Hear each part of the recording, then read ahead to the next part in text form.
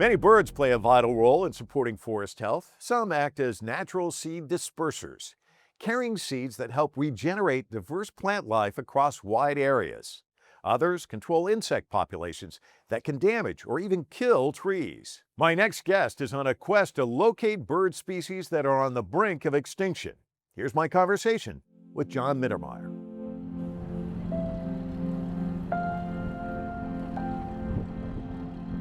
I met John Mittermeier at our offices here in Washington, D.C.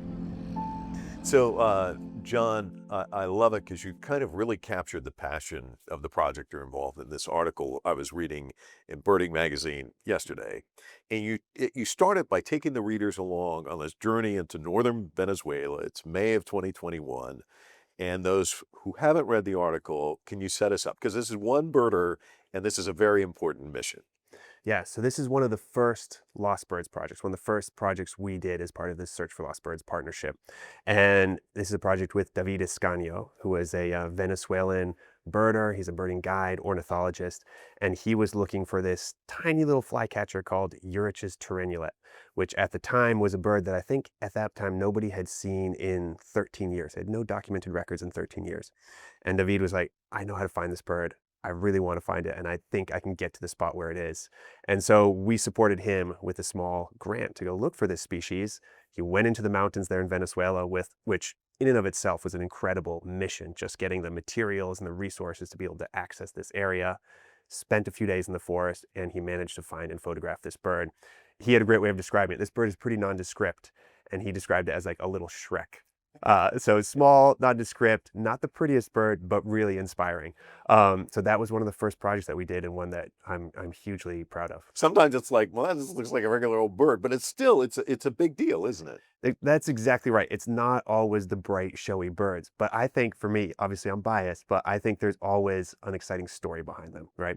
So sometimes the bird itself might not be that dramatic or that colorful, right? Exactly as you said. Someone might say like, oh, I'm expecting this beautiful, toucan or quetzal or macaw. Not always the case. This bird was a little Shrek, but there are great stories behind them. Why did the species become lost? How difficult it was to find it, all these sort of mysteries and these puzzles, which I think is really exciting. So pick apart those two questions. Why did it disappear? And the journey to find these birds. I mean, that has to be an entire story. Exactly. So I think in the case of that particular tyrannulet, two reasons as to why it was overlooked, really. Is one, just the fact that it wasn't a very conspicuous bird, right? It's one that hadn't attracted people's attention. There was also some complexity around bird taxonomy. So this is, if you really want to get into the weeds, this is determining which birds are species and not species. Birders and researchers like to pay more attention to things that are species.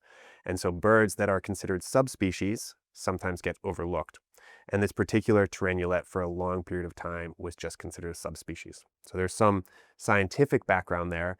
And there's also geography. These are the mountains of northern Venezuela, an area that was inaccessible to many birders for a long period of time. So for that particular bird, those are the two things I think that were really leading to it becoming lost. John Mittermeier is the director of the Search for Lost Birds at the American Bird Conservancy. He holds a PhD in geography and the environment from the University of Oxford. So let's take a step back and talk about your journey into birding. I mean, most of the people, I just interviewed a guy not too long ago who's like a bird enthusiast. And I said, all of us look out the window and see birds, and sometimes it's like, oh, look at that bird. But we don't take that next step where we're just like chasing them and documenting. What is it about birding that caught you? Well, there were a couple things, but I think one of the things for me that was the biggest draw to birding is, when I was a kid, I loved the idea of exploration, right? I was one of those little kids who just wanted to be outside, wanted to be in the backyard, poking around in the local sort of forest, local wood patch, seeing what I could find. And I loved, this idea of exploration, these stories of exploration and sort of going out and discovering new things. And around age 12, birds caught my attention, and I realized that they were this venue, this sort of avenue into exploration. So you have a mission, something to search for, and a mystery, and sort of be like, oh, where can I find this bird? It gives you a whole new perspective, or it gave me a whole new perspective on the landscape, right? Let's go and try and find this particular species in this area, what birds might be hiding in this forest patch. So they were a way to explore. And as I've continued my career in birding and ornithology, that's just sort of expanded at a larger and larger level, right? So I'm never short on places that I want to go and visit to look for various different bird species. What sparked your interest in lost species? Yeah, so lost species, it's one of those rare moments where I can really actually pinpoint the exact instance when I became interested in lost birds. So I was 15 years old, sitting on the couch. I managed to get my hands on this big, hefty textbook called Threatened Birds of the World. And I'm flipping through the pages, and I come across an illustration of a bird called the Makira moorhen. And anyone who knows bird books will know that usually in a bird book you have the illustration of the bird, the map, that's the distribution, and you'll have these different colors filling in, sort of a blue, this is where the bird is in winter, maybe a purple or a red showing different parts of its distribution. And for this Makira moorhen, there was a map next to it and then just a question mark. And I remember thinking, how is it possible that there's a bird that's lost, that we just don't know where it is, that it's a blank spot on the map? And from that moment, I was just captivated by the idea that there could be these birds that were total mysteries. A wildlife foundation has successfully transferred 15 rheas, a bird similar to an ostrich, from Argentina to Chile in an effort to repopulate the species, which is threatened with extinction. Let's take a little walk. I read somewhere that arguably it's more important or more of a thrill to find a lost species than to discover a new species. And I want to get your thought on that because obviously you know. Well, you might have even read that from something that I wrote, because I'm obviously biased, but I think I would agree with that. And I think part of it is the way that finding a lost species sort of connects you to history, right? There's a historical connection there. Who found it first? What's happened in the interim? It ties you to that whole legacy of all these other things that happened before you. And the other thing with a lost species is often when you find it, you know what it is. With finding new species, there's a lot of challenges around it. And in many cases, you might find something that could be new, but in the moment, you don't really know. So I'm biased, but I would say yes. So have you had both experiences? So I've been involved to that point. I've been involved in expeditions where we found species that are very likely new. They still need to be described, right? So it can often be a years or even decades to get all the material to describe something. Is this really a new species? Are we certain about it? So I've been on a few projects where we found something that we're like, oh, we're pretty certain this is new, almost definitely, but not 100%. And then I've been there when we've discovered lost species, which for me has been a more inspiring moment, to be honest. I kind of think of it, you used a sporting analogy earlier. Baseball, you keep score and you tally everything. Give me your tally. How many birds have you spotted in your lifetime? Quite a few. This is part of the birding obsession, and birders love doing this, looking for new species, trying to find new things. So at the moment, my life list, the number of birds that I've seen, is around 6,200. So it's, if you think of almost 12,000 species of birds in the world, a little over half. And I love photographing and documenting birds. So I've photographed almost 4,000 as well of those. So quite a few, but a long way to go still. Wow. A camera trap captures a Siamese fireback walking through the central Cardamom Mountains in Cambodia. This species is experiencing a moderate population decline due to ongoing habitat loss, environmental degradation, and continued pressures from hunting. You say in this article that there's something about lost birds that just captures the imagination, which I think you just captured in that response.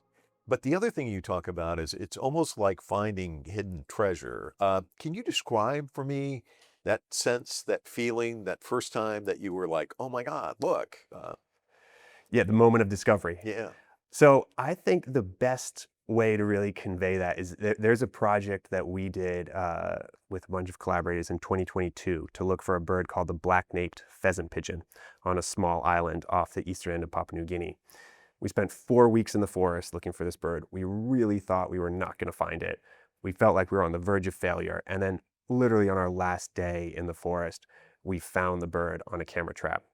And there's a video online of my colleagues, Jordan Boersma and Doka Nason, who are doing the camera trapping, and their response in the forest when they first see these pictures. And it's just surprise, elation, joy, that whole mix of emotions that you might expect of thinking, it almost feels analogous to winning a sports game, right? So there's that aspect of it. There's also a sensation of relief, I think, to be honest, is, sometimes you're really looking for these things. You don't know if you're going to find it or not. There's all the pressure around that. And when you do find it, what a relief, it's actually there. And then of course there's the feeling of like, okay, we found it. What next? Now we got to think about the conservation. Well, then the other aspect of it is that there's an addictive nature to it too, I'm sure, where now it's on to the next one, right? There is, yeah. You always want to try and keep finding these things, looking for that feeling, that excitement, that search. But I think there's also, when you look for one of these lost birds, you become so invested in the species, in the area, in the people who you're working with to look for that, um, that you really become dedicated to that species, and you say, all right, it's been found. Now let's try and make sure that it never becomes lost again. Let's take those next steps. Well, we'll get to the next steps in just a minute, but I want to back up to this. I imagine there's a sense of dread. You've invested all this time, you still haven't found it. You talked about the elation, but there has to be times when there isn't the elation, there isn't the payoff, where you leave. So describe, that it's like winning a great sports contest, but then what's the feeling when you don't achieve it? Because there has to be some disappointment along the way. So I mentioned that bird, the Mercure moorhen, the bird that first inspired me. So I was about 15 when I first came across that bird in a book. 15 years later, I managed to pull together the collaborations and the funding to go to a project to look for that species and try and find it. At that time, nobody had recorded it since 1929. And we spent 4 months on this island, combing the island, using camera traps, interviewing local people, trying to find this bird. And we found a number of stories of people who had seen the bird 10, 20 years ago, but we ultimately concluded that unfortunately this bird is extinct, and we missed it by a very short period of time, and we were just a little too late. And so that was 4 months at the end of kind of a multi-year dream for me of being interested in this species, but 4 months of doing exactly as you described, not finding something, compounded by that uncertainty where you're in the forest, you're like, well, maybe we could see it at any moment, and then you never do. And that is really difficult. It forces you to come face to face with the reality of extinction, that species are disappearing. And it also, I think that's probably the single hardest thing about looking for these lost birds, is how do you deal with that uncertainty? You're looking for something that you're not even really sure, you're not totally sure is there. Extinction, that word has to sting. Does it give you a sense of urgency? Absolutely. Absolutely. I mean, I think you hear a lot about the extinction crisis. We're in the midst of the sixth mass extinction. We are losing all these different species, but often that's a pretty abstract idea, right? You sort of, we're sitting here having this conversation now. We're like, what does extinction actually mean? And something about, I think lost birds are a way to really understand what's going on, right? You're going and looking for these things. You still have that hope. It might be there, but you also might be just a little bit too late. And I think that's something that's really important, both for us as conservationists and scientists, and to communicate to a broader audience, to a general public. If we want to try and save biodiversity, we have to be aware of extinction, and we have to be willing to take action to prevent it. Well, it's been fantastic talking to you. Thank you so much. Thank you.